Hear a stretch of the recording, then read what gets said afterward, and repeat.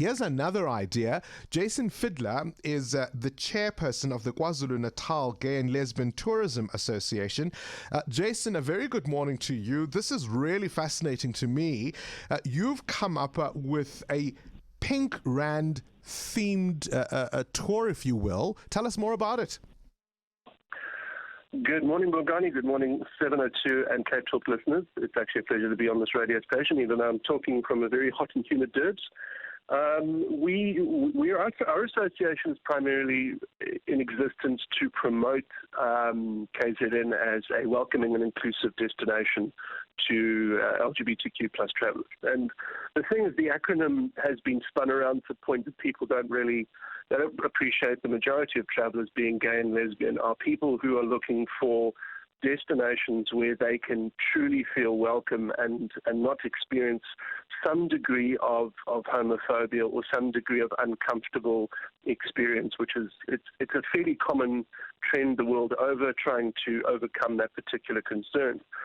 It's interesting, the previous caller was talking about the tour of Islamic history in Cape Town. I mean, halal tourism is a market in and of itself that we want to, as South Africans, attract to our continent and to our country.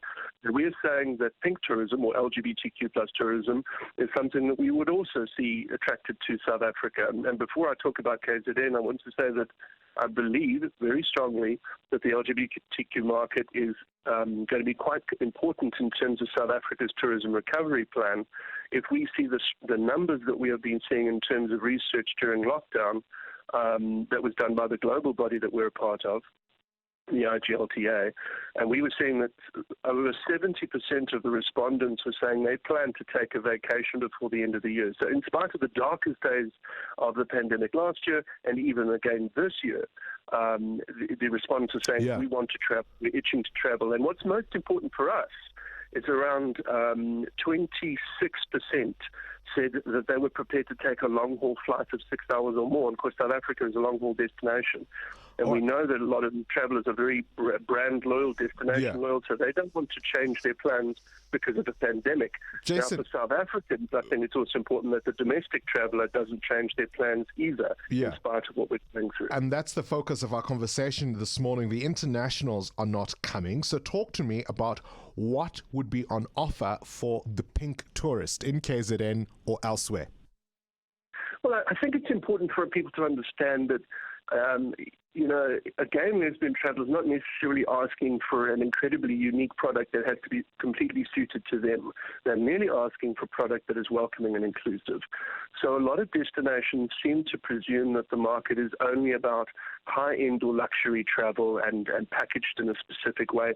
But in fact, you have a significant proportion of travelers who are equally looking for budget-friendly accommodation, budget-friendly tours or experiences. What I like about KZN is the fact that on arrival in Durban, you have within a 4-hour radius a significant variety of choices if you take into consideration just game drives and experiences either south around Orobi, out by Tana, by Pietermaritzburg, or then going up the north coast from Belito all the way up to the likes of Umkhuze and all the way to Pongola.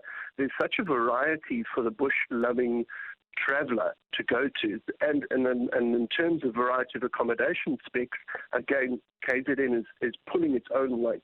But the key here, I think, is affordability. One of your previous callers was talking about not knowing about Mandela's house in Soweto, and I didn't know where it was until somebody took me there. And I think it's important for South Africans to realize there's no harm. In fact, it's actually beneficial to engage with local tour guides to say, listen, take me around. I've never been to this place. I've never been there. Durban, of course, is rich in that history. And that struggle history also includes LGBTQ plus heroes and sheroes of the past. There's not a lot that I can package in 5 minutes, Bongani. I know, on the radio we are limited.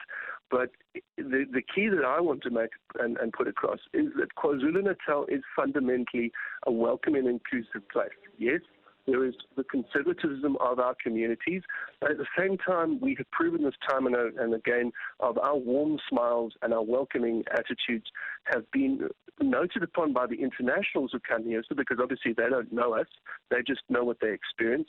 Therefore, it's time for South Africans to do that. And especially you guys up in Gauteng, it's time to reconsider taking a trip because a lot of people have not been to KZN, haven't been to Durban, or they have visited family in northern KZN or whatever, but they've never actually given themselves a holiday down here. And we are saying to those travellers, particularly our LGBTQ plus community, feel more welcome to come down on a short drive and experience a province that actually has a lot more to offer than you've been previously giving it consideration. It's not just about the beach or the bush. Fantastic stuff. Jason Fiddler there, the chairperson of the KwaZulu-Natal Gay and Lesbian Tourism Association, KZN Galta. And you can find out more information at www.kzngalta.org.za. Current events, developing stories, tough questions. Your voice making a difference. This is Breakfast with Bongani Bingwa.